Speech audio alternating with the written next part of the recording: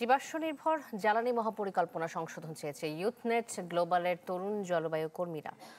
সকালে জাতীয় প্রেস ক্লাবে বৈশ্বিক জলবায়ু ধর্মঘটের অংশ হিসেবে আয়োজিত সমাবেশে এ দাবি জানান তারা বলেন, সমন্বিত বিদ্যুৎ ও জ্বালানি মহাপরিকল্পনা বাস্তবায়ন হলে ব্যয়বহুল ও দূষিত জীবাশ্ম জ্বালানির ব্যবহার বাড়বে, ফলে দেশের জলবায়ু সংকট আরও গভীর হবে।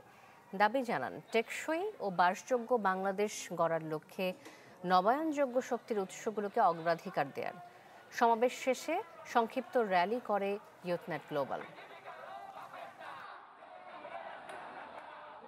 আমাদের জ্বালানি মহাপরিকল্পনা এর সংশোধন করে নবায়নযোগ্য শক্তিতে বিনিয়োগ বাড়ানো এবং আমরা যে ক্ষতির সম্মুখীন হচ্ছি বিশ্ব নেতৃবৃন্দের কাছ থেকে পর্যাপ্ত জলবায়ু অর্থায়ন যাতে নিশ্চিত করা হয়, সেটাই আমরা দাবি জানাই। আমরা সকলেই আজকে গ্লোবাল ক্লাইমেট স্ট্রাইকে একত্রিত হয়েছি আমাদের জলবায়ু সুনিশ্চিতের জন্য। আমাদের ঢাকা শহরে যে মার্ক পার্কগুলো ইজারা দেওয়া হয়েছে, দখল করে রাখা হয়েছে এবং এগুলো উন্মুক্ত করা এবং আমাদের যে মার্ক পার্ক আইনটি আছে সেটিও সংশোধন করার আমরা দাবি জানাচ্ছি। আসলে বিশ্বমানের থার্মিক্স রড সালাম স্টিল থার্মিক্স, দেশের একমাত্র থার্মিক্স রড।